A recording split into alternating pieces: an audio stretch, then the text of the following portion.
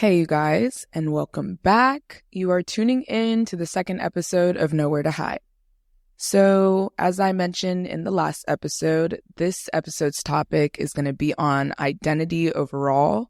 And the two topics that I want to mainly touch base on is anxiety and low self-esteem, and basically how I overcame those things and just my journey from where it started to where I am now.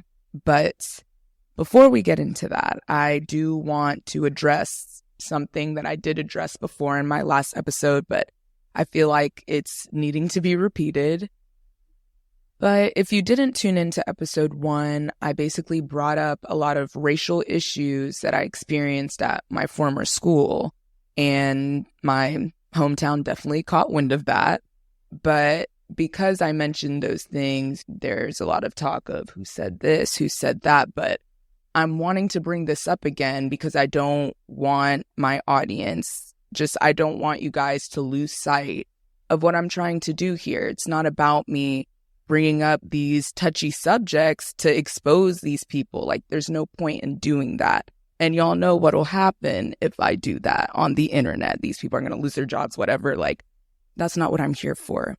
This happened about 5 years ago at this point. I know we have all grown to a point where we can look back and you can either be hurt from it still or you can grow from it. And I'm at a point where I've grown from it enough to where I want to share my experience with you guys, and hopefully people who are out there who were going through something similar to what I went through back then, they can hear my story, hear what I'm trying to say, and they can apply that to their life and be able to, help themselves with what I'm doing. That's the purpose here. That's the purpose for what I'm trying to do. But I want to begin this podcast conversation, though, with a conversation that I had about a few months back with a good friend of mine, Anthony. And me and Anthony both went to the day school together. We actually go way back. We knew each other since 6th grade when he came to the school to when we graduated. So he's seen me through a lot of the stages of my life. Like, he knows me pretty well.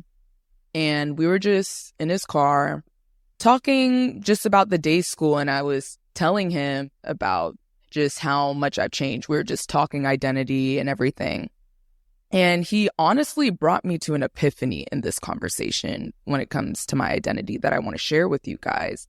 And it basically has to do with how I didn't know myself before going to SDS.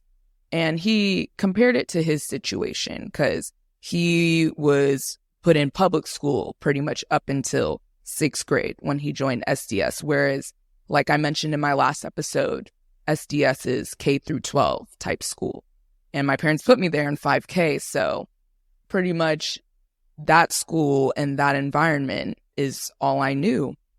And at such a young age, worrying about being the only Black girl all the time, like worrying about my hair not looking like everyone else's, my clothes, my family's culture, that already sets the tone at such an early age for some false expectations that I feel like are put on me for how I'm supposed to act in this environment. So I guess in other words, what I'm trying to say is at such a young age, worrying about all those things so soon, just because simply the environment wasn't diverse. So I'm just thinking about fitting in all the time. I basically molded my personality at such a young age. I was contorting myself to like things that, these people like, or listen to the music they like, dress, everyone wears this here, let me dress this way. But Anthony brings up the point that in public school, he was in a diverse group of people. So he was able to make the friends he wanted to make, feel free to express himself the way he wanted to express himself, because in his environment, there was a lot of diverse ways of expression where I feel like, at my school at the time, there was just pretty much one type of individual. And yeah, there would be the odd ones out and everything, myself included. But I feel like there was really one type of person, which would make me feel like I had to contort myself. And I feel like one good point that I got from that is how I never got a chance to know myself before molding myself. I actually wrote in here when I was kind of just reflecting on it. And I don't know, that conversation for me with Anthony in that moment, it just showed me, because I never really thought of it that way, that even those couple years, because me and Anthony still experienced the same things in middle school, like the stereotypical Hispanic jokes he got, stereotypical Black people jokes I got, plus African jokes, the usual type stuff in middle school. But at the same time, it's like it didn't cut as deep for Anthony, even though it cut deep, I'm sure, in his own ways. But it's like it probably didn't cut as deep for him in those moments than for me, because, he was already set in who he was as a person, identity-wise. And those other jokes, it's like, whatever. But it's like, for me, I don't know. It was more of a tense thing. Now, going off of that story, I do want to begin the discussion of my identity and self-growth, as well as anxiety and self-esteem. And specifically, what I want to discuss is just the reason for my loss in identity and the decisions I made to embrace it more, as well as how my anxiety and self-esteem kind of went hand in hand, and what it made me become and how I was able to take control of it finally. So let's begin. Now, I'm going to break this up in stages, starting from like my 5K through 4th grade, middle school stage, 5th through 8th. At least it went to 8th grade for middle school in my school. Some people's schools started 8th grade in high school. Like 8th grade was the high school starting point. But yeah, middle school, then the high school, 9th through 12th. Those are the stages we're going to go in. And then the college stage. But starting again, 5K through 4th grade, I already mentioned a good like surface level with that story at the beginning of this episode. Just about what I went through in 5K and just, feeling like the odd one out constantly. But as a kid, I had that in the back of my mind. I'm not going to say it was, I was just depressed every day I was going to school, but it was hard. I would go to school every day, and that would be in the back of my mind. I'd still try to enjoy things, but I developed like this feeling that I wanted people to like me. Like, I just remember feeling like I wanted everyone to like me. And my mom would always remind me, not everyone will like you. But I didn't understand that. I just thought if I'm the only Black girl there, my only way to survive is just to be liked by everyone, have no enemies, and smooth sailing. Little did I know, life was not like that. But I feel like that already, with that mindset at such an early age, like I mentioned before, I was having anxiety. I didn't want to label it, didn't even know what anxiety was at the time, but me, my grown self, looking back, that was anxiety for myself that I was experiencing, and was only the start that would develop over time. I also had anxiety about my culture too. One story I'll bring up is, honestly, like whenever it would be Grandparents' Day or just having like my family come to the school. And I loved Grandparents' Day, but, I already had kids making fun of my last name, like at recess and stuff. And, just making like the African jokes, because they'll hear my parents talk, they'll come in. My mom and dad's accents have developed over time for sure. You can still tell they have an accent, but definitely when it would be Grandparents' Day and my parents would come and be speaking, and, they wouldn't sound like all the other parents, and my grandparents would be there. They'd be speaking in their tribal language to my grandparents, or speaking French, switching in and out. And just sadly, like, I hate that I even felt this way, but it's like, it was embarrassing to me. Like, I genuinely felt embarrassed each time my parents and just family members would be on the phone in public speaking in that language. I'd like, even though I haven't felt that in years, but just thinking back and just even having to put myself back in these mindsets for you guys in these episodes, it's like, that was a real feeling I had. And I bet you, I haven't discussed this with my mom before, but I want to ask her, because I remember specifically getting on her in public.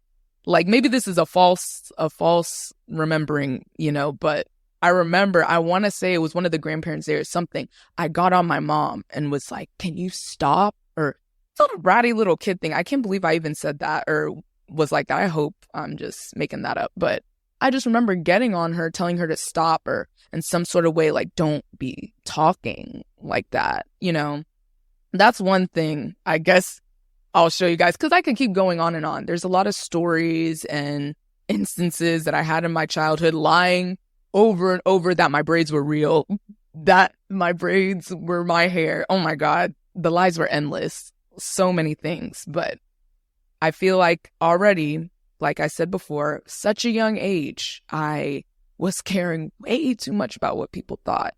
Like, oh, the way it really goes back to the braids for me, like the way I would lie about my hair. And it was really from just being afraid to, you know, tell people the truth, for them to know the real me. Okay, one more story because it low-key just popped into mind. Just to give you guys perspective of how I really let the anxiety get the best of me back then at that young age. There was a pool party. It was like somebody's birthday. We were at like some YMCA type center. Tell me why one of my braids fell, like, you know, and I used to wear those braids still was like the string, like, you know, it might, you know, just come off. But I jump in the pool, like, you know, want to do a little cannonball or something. I get out of the pool right after the cannonball. This girl's yelling, Alexis's hair is in the pool. My heart dropped. My little 8-year-old or whatever-year-old heart. I just remember looking at that pool and I see that little snake-like look of a hair just in the pool. And what do I say? I'll never forget this lie that I told. And I was swearing up and down. I don't remember if those girls believed it or not. But I literally told them, oh, that's because, you know, my mom was trying to like cut my hair and she cut it a little bit. So it was just going to fall off. Something like that. Like, that's how deep the lies went. Like, that's how much I tried just saving people from knowing the truth or fear of me not seeming like I'd be good enough. It was crazy. But moving on to middle school. And y'all, in middle school, there's no other way I could really say this. By middle school, I was brainwashed. And when I say brainwashed, I mean like, okay, I'm trying to think of a great way to put this. Let me look to the notes. Because, one, I refused braids. I remember my mom's sister, my Auntie Huguette. Love you, Auntie Huguette. But my aunt, she'd always do me and my sister's hair. It was either my Auntie Huguette or my Auntie Carell. But they did hair. They had their own braiding shop and stuff. By middle school, 5th grade specifically, I remember right when I got to middle school, I told my parents, I don't want braids anymore. But I was too ashamed to tell them, like, the real reason why, like, you know, that I wanted to fit in with other people. So I just lied, like I always did. I was a liar. But I remember telling them and my aunts specifically, I just said, like, I don't really like braids anymore. Just simple. I just went with that. I told them I don't really like braids. Just, I want to let my hair breathe, whatever the case may be. I just kept saying, like, no, I don't want to do braids. So that was just the start of my mom doing awful, like my mom's work was awful, but looking back, I did not like them hairstyles on me. I should have just had braids, but, you know, just working with my own natural hair. And sometimes I would do it myself, and God, I was in middle school. I did not know how to do my natural hair myself, but I thought that was better than braids for some reason. But, you know, that's when, because I went on a tangent, but that's when, you know, I refused braids, and that in a sense was just me refusing my culture. I don't know, refusing who I am as an African American woman. Just, you know, embracing that's protective style stuff I do with my hair. I started using jokes a lot to cope. And since I was even before middle school, like I was always a jokester. Like I'd be getting in trouble in class, just trying to make people laugh and stuff. But I feel like really by middle school, that's just the way I dealt with, like, you know, the subliminal, like, you know, racial stuff that was going on, or, you know, the silly racist jokes people will say to me, or, you know, oh, where's Alexis, and the dark jokes. Like, I'll even start making racist jokes about myself. That's how it would go in middle school. Like, that's even talking about this guy's like the way I was. But yeah, like I use jokes to cope. You know, my style specifically was based on my peers. Have that right here. Like, I feel like looking back in middle school, I was still a happy middle schooler, though. Another way I was brainwashed, too, is because I loved my school. Oh, my goodness. And I'm not even trying to throw shade at the day school. Like I mentioned before, education and everything. They provided us with so much, so many resources. And I even talk about it still with my friend Emily today because she's a teacher. She's in the school system. She works in a public school. And she tells me how, like, you know, and even just her telling me about her experiences working in public schools and just the kids she's having to deal with and the lack of resources even that they have. It's like, you know, as much as a part of me wanted to know how it would be being in public school, like, I'm still grateful. I'm grateful for what I got, like being at the day school. But again, going back to the love my school part, like I was genuinely happy there because just, I feel like, and tricked is the only word I can really think of right now, but it's like I tricked myself. Because when I was, you know, 5K through 4th grade, like I said, I had in the back of my mind, like I knew, like, oh, I hate the conditions of the school. I hate how, okay, there's a new Black girl this year, but they leave by the next. Like, even though I'd be mentioning I was consistently the only Black girl there, I remember the most Black girls we had at one time was in 4th grade or something. It would be like 2, but they never stay more than 2 years at the day school, it felt like. But I had that in the back of my mind when I was, you know, in the elementary school part of that school. But by the time I went into middle school, I feel like that was just my mind processing it in the sense of, okay, I'm in middle school. Next is high school. You know I'm going to stay at this school forever. So there's no other choice but to be in it. So I was in it, loved the school, dressed like my peers, listened to the stuff, did whatever. Like I did what the kids did there. And I made great friends there too. Like some good friends that I still talk to this day. Like, you know, but I was a brainwashed girly. I was not fully there in middle school. But moving on to high school, the shit was getting old. Definitely this was the chapter where, you know, final home stretch of that school. And, you know, even though I was still in it, I was still dealing with whatever, but I definitely started speaking out. Like this was my era of, you know, I'm not taking this anymore. If I see weird stuff, I'm going to say it. If I see you being racist, I'm going to report that. Like I was over it. I was over people getting away with stuff. I was tired. Like basically, I'll bring up one situation we had because, you know, how I kept mentioning I was one of 3 Black girls in the whole entire high school and 2 of them were in my grade. So basically the 3 were just in my grade, including myself. But before that 3rd one came, we had this little thing. I forgot what they called it, but it's like you're a leader. Like it's a leadership position at the school where your role is to, when new students come, you shadow them basically, or they're going to shadow you. I'm like messing up this explanation. But basically, it is a leadership role where when a new student comes to visit, see how the school is, they're going to be your shadow. They'll follow you around to your classes, lunch, and etc. And there was a girl who definitely bullied me through a lot of my time at the day school. At least towards the end there, I'll say it. Just, you know, she was just not the greatest person. But she had that leadership role, and she had this Black girl who ended up joining our school shadowing her. And I remember the situation specifically. It was lunch. And mind you, I'm going to keep saying it, K through 12 school. So a lot of these people already at this point, I've been in high school.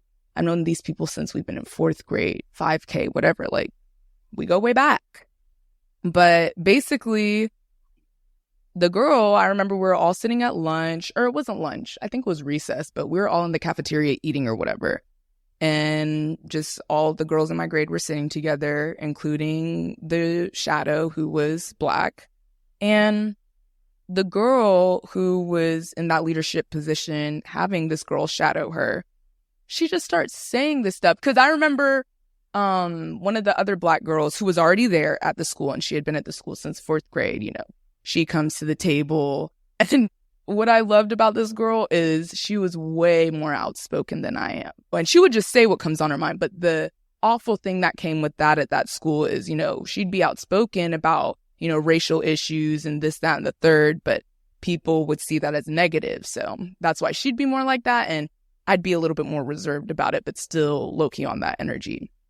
But this girl, let's call her Mary. But this girl, Mary, who was the other Black girl who had already been at our school, comes to see the girl in the leadership position and the Black girl who's shadowing her. And it's like, oh my God, yay, another Black person. And I'm thinking in my head, this girl's saying exactly what I'm thinking. But, she just starts asking the girl who's shadowing questions, just trying to make her feel good, whatever. And then I remember the girl, and I don't even want to butcher this conversation, but I just remember the phrase she used that upset me. She, once the girl, the Black girl who had been there, Mary, got finished asking her questions, how do you feel at this school, even though there's no Black people, whatever. Just, being open about the situation, but just talking her up, whatever. I remember Mary said she'd be right back. Maybe she went to go get some water, bathroom, I don't know. So Mary leaves the table, and then girl in leadership position is all I remember back in 4th grade, Mary was the whitest Black girl you'd ever see. It was just that phrase there. Mary was the whitest Black girl. Now, we all know what that term means, but it just, it struck a nerve, her saying that. And specifically, saying it once Mary left the table. And Mary was my friend too at the time. It's no. And I had taken comments like that, me being a white Black girl for so long at that school. It's for her to say that, especially when she has a Black girl shadowing her, it was I thought that was insensitive. And I'm mentioning this story too, because this was my first instance where I spoke up for myself, seeing it and taking it. I remember I was shaking. I ended up walking away after saying what I needed to say, but I still said it. But basically, I remember girl in the leadership position says that comment. And then I'm what do you mean by that? I questioned her. Mind you, at this point, it's not only me, leadership girl, and the girl shadowing. There's probably 6, 7 other people at the table, all silent. All silent. And, it's just me and leadership girl talking. I'm just what do you mean by that? And she's oh, you know exactly what I mean by that. You know how Mary was, or just keep. And I'm no, what do you mean by that? Because whitest Black girl, just, how this conversation was going. I wanted her to say what she meant by that. And obviously, if she really explained it, it would have been insensitive, because clearly calling someone a white Black girl, we all know it's a dig on Black people, because usually when you're referred to as a white Black girl, it's you seem more articulate, just, it's a way of saying that Black people aren't usually smart. You don't know what I'm saying. It was hurtful and I hated it. And I remember we went back and forth, probably for a good 10 seconds of me trying to get her to say it. And she wouldn't. So I got up because, I was already feeling a little shaken. That was my first whatever. And I just go to before she comes back, I said, come with me. I said, come with me, girl. Well, I think I might have said her name, so I'm going to definitely block that out.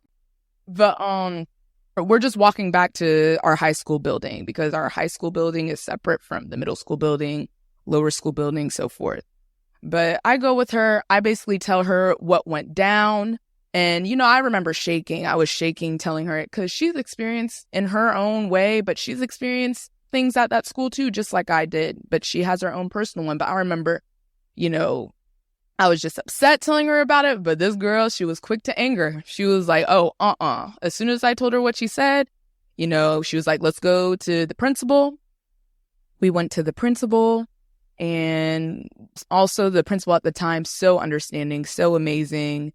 and basically sympathized with us heavy. We got our stuff done. That leadership girl, she ended up getting kicked off not only the honor council, but that leadership position as well. So that was the start, because this all happened freshman year.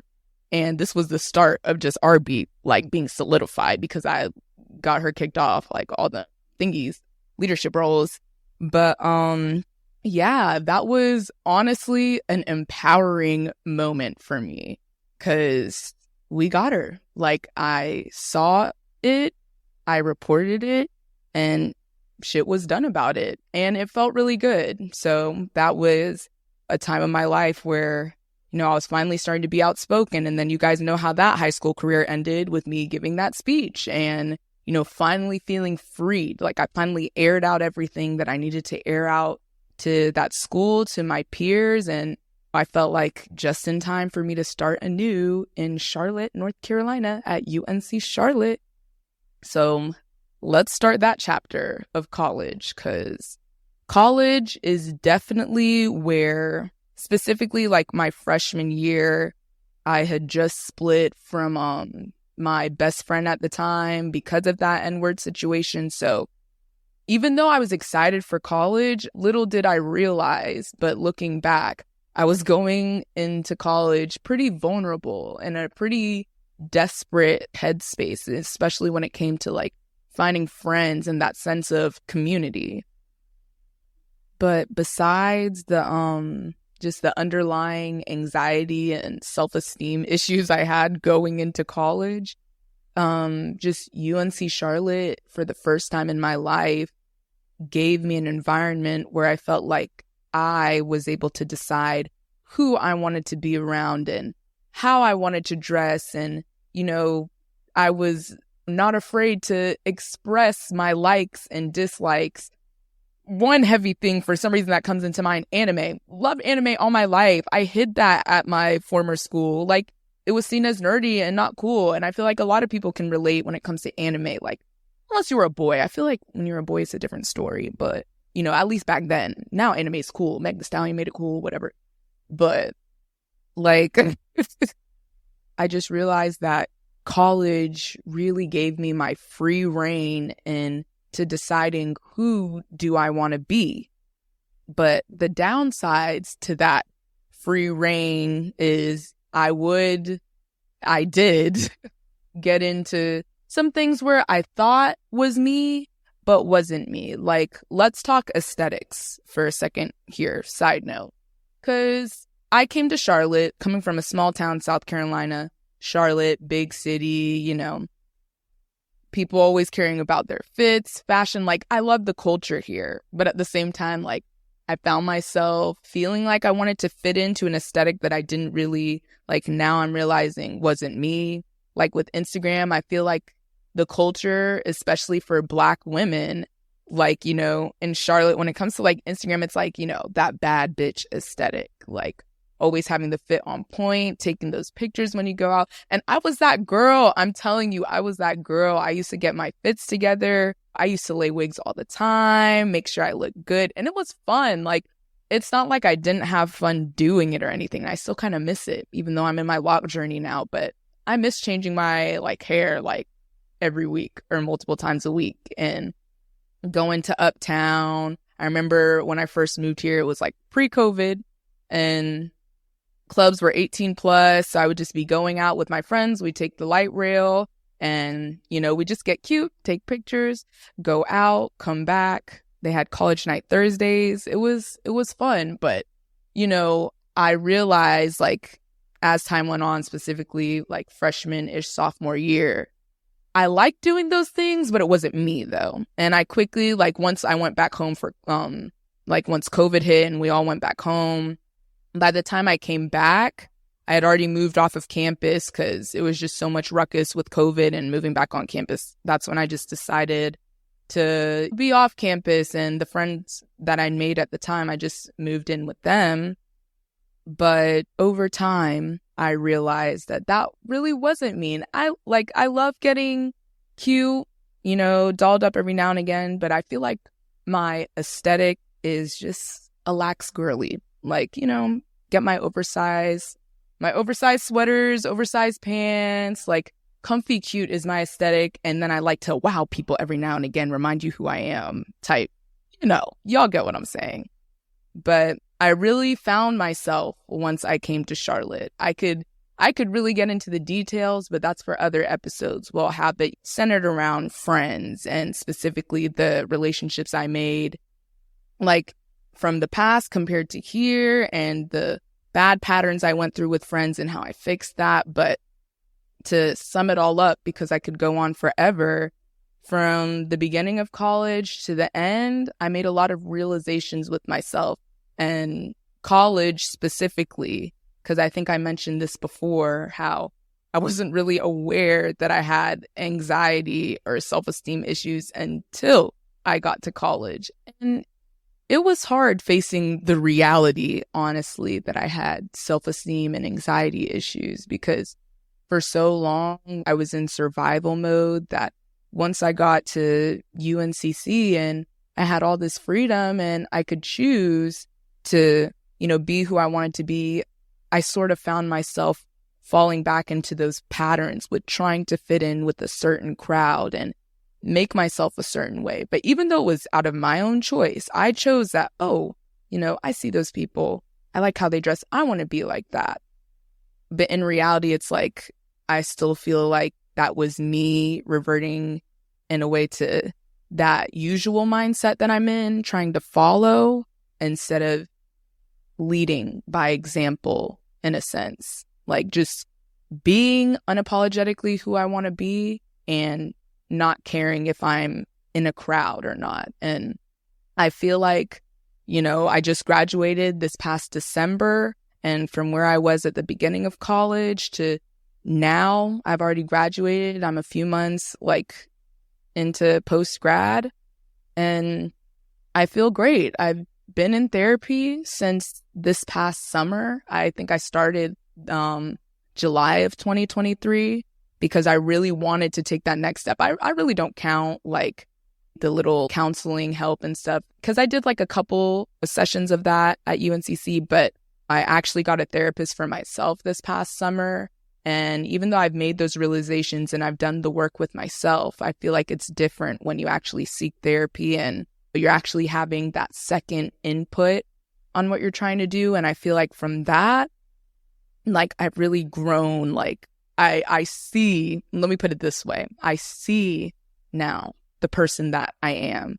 I am actively being that person. It's just a matter of getting it more and more to the point of just it being unapologetic. But now I'm that person and who says what's on their mind, and, I see something wrong and I'm not afraid to speak up about it. And that's growth.